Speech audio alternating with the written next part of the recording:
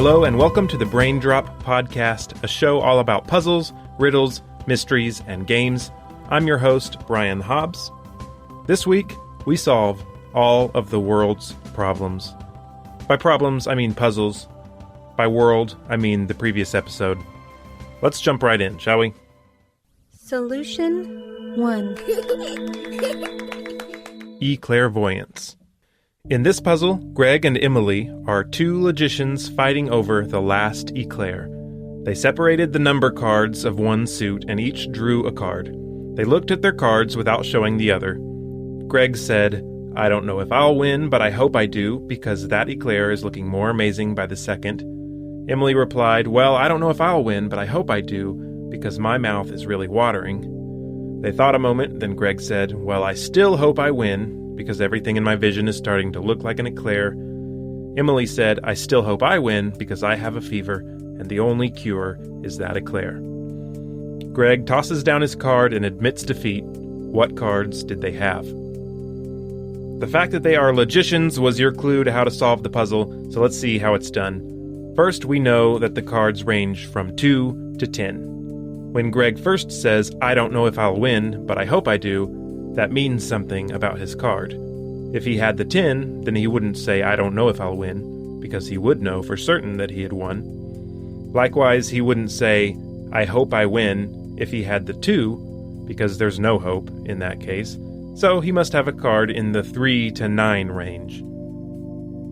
Emily, being a logician, catches on to this. She says basically the same thing as Greg, which means she also doesn't have the 2 or the 10.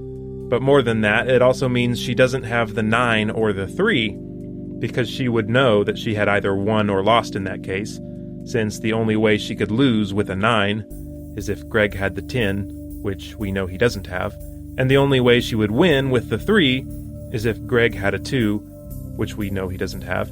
So since Emily doesn't know, she must have a card in the 4 to 8 range. So using the same logic, when Greg says he still hopes he wins, that means he also doesn't have the 3 or the 9, but also he doesn't have the 4 or the 8, since he would know that he had lost or won in those cases. So he must have a card in the 5 to 7 range. When Emily says she still hopes she wins, that means that she still doesn't know whether she has won or lost. And there's only one card she could have at this point and not know, and that's the 6. Because maybe Greg has the 5 and she won, or maybe he has the 7 and she lost. However, upon hearing her say this, Greg realizes that she has the 6 and he has lost, which means he has the 5. Listeners John and Rain sent in the correct answer to that one. Solution 2. Breaking the spell. In this puzzle, Watson had 5 letters at the end of a game of Scrabble, and Sherlock suggested that he could arrange those tiles to form a word. The letters were E, E, T, V, F. I got a couple of suggestions that you could sort of tilt the V to make fleet, but that doesn't quite work. The answer that Crazy Sherlock had in mind was fate, or fete, depending on how you pronounce it, but it's F-E-T-E. It's a celebration or festival. It's a word that the English language nabbed from French, and it has this little accent mark over the E, called a circumflex, maybe, and it looks like an upside-down V. So there you go, maybe a little trickier for our American listeners, since I believe it's a more common word in the UK. But you know what? Sherlock's from the UK, so you can blame that guy. It is also North American, though, just so you know. Solution 3. The magic of 3. In my quest for a bathroom, I stumbled upon a door with 3 groups of 3 slots that you could put a word tile in, and the 3 slots of each group connected to a question mark, and the 3 question marks connected to a keypad where you could type a word.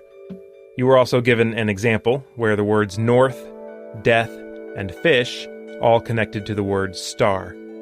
This was because the word star can connect to the other 3 words to form a distinct word, name, or concept. North Star, Death Star, and Starfish. So the idea is that you had to similarly group and combine the 9 tiles to find 3 connecting words, and then those 3 words would connect to a final word. The words you were given were down, bell, line, mint, book, square, toy, china, and black. Kim and Hunter from North Carolina were the first to send in the correct answer, then a few others did as well. So here's how they were grouped. Down, square, and china all connect to the word town. Downtown, town square, and Chinatown.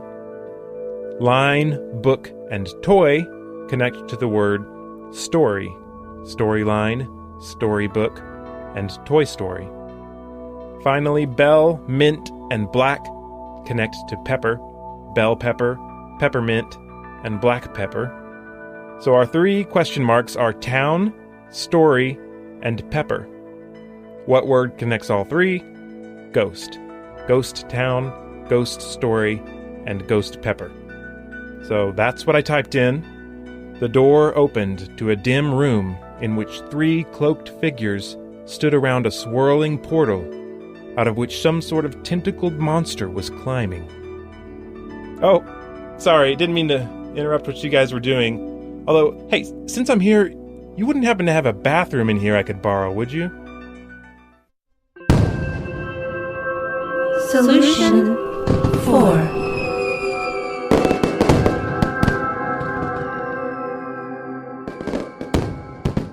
Does it make a sound? The lateral thinking puzzle, told to a group of children, but actually solved by our friends Jordan and Rachel. A man stands on a fallen log, alone in the forest, in the middle of a cold winter night. He is nervously clutching a stone in his pocket. He stands there for 2 or 3 hours before finally walking home. The next day he has gone missing and is presumed dead. What happened?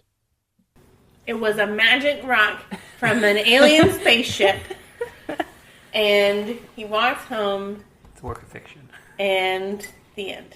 That's it. All right, next puzzle. Could this happen to any one of us? Well, maybe. I mean, Okay. it's a real life. Sure. We're not living. There's in no a thing. magic involved in this story. It is a fictional story, Sure. but it is theoretically possible. Yes. Does the fact that it is winter matter? Yes. Is something frozen on his yes. person? No. He's a human being. Mm-hmm. So the rock that is in this guy's pocket, or stone, if that matters, is in his pocket. Could be any rock that we could just go to the lake or river and pick up. No. Okay. Significant. Is it a stone or a rock? What was the word? The word is stone. I think either one Stone. Is it? works. Is anyone else in the forest with him? No. He's standing on a log? Yes. Is the log on top of something frozen or significant? Well, significant, yes. Frozen, no. Is it like a cut log, like specifically placed there?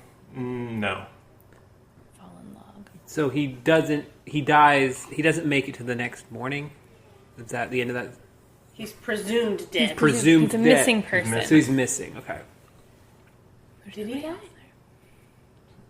Sorry, what? Did he die? No. He did not die, but he's presumed dead. So where did he go? Is it snowing? Either day? Yes. Are there footprints? Yes. Yes. Are there more than just his footprints? No. It's just his footprints. In this. Do his footprints get covered up later? No. Does the stone that is in his pocket ever leave his pocket? Not relevantly, no. Is the stone important? It serves a purpose, yes. Is it a specific color? No. Or does it have any markings on it? No. Is it hot? No. I don't know. Is the fact that he is standing on a log, right? Was that correct? Important that he's standing on the log. Yes. Is he standing on it to be able to see something a particular way? No. Okay, so it's not a vantage point. To get high enough so he's out of reach of something else? Like no. water? Well, there is some relevance to what you're saying, but it's not exactly Is there a right. stream in the forest of relevance? Something like that, yes. Is the log in water? No. Is the log on the ground? No. Or at least not. Partially not. So Yeah, is some the of it. log in the air? Partially. Is the log like a seesaw? Like a... No. At an angle, though? Was partially in the air, partially on the ground, partially on something else? No, it's just partially on the ground and partially in the air. Okay. Is it leaning against anything in particular? No. Is there a cliff involved? Yes. So is the log sticking out over the cliff? Yes. Or I'll just go ahead and finish it for you. Like, it's just over a ravine. Is kind of what I had in mind. But Okay. yes, it's that Okay. concept. And so he has...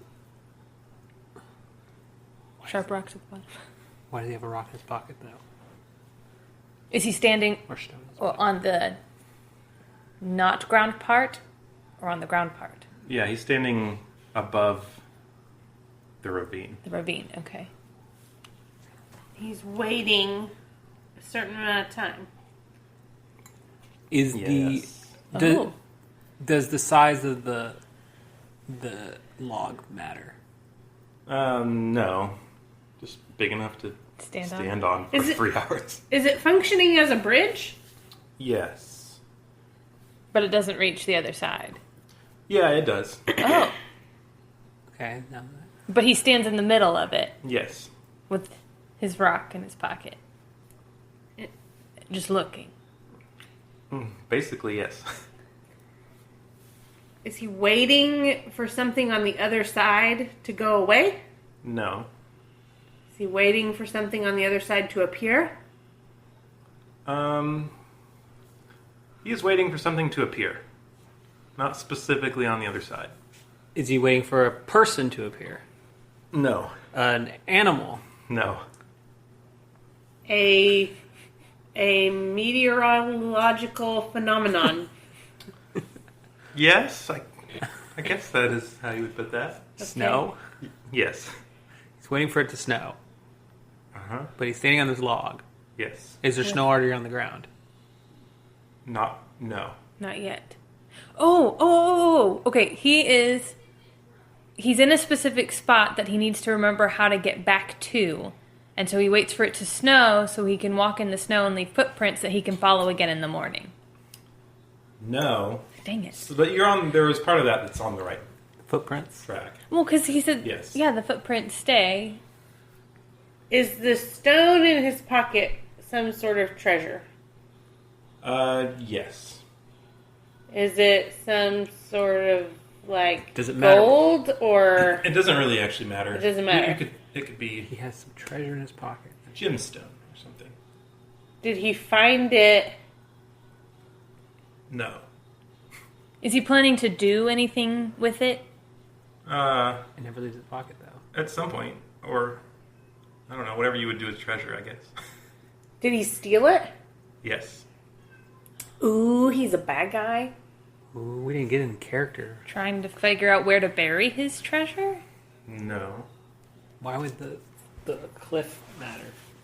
I don't know. I mean, Why indeed? That is the question. Was he trying to sell the stone to somebody? Not in the scope of this puzzle.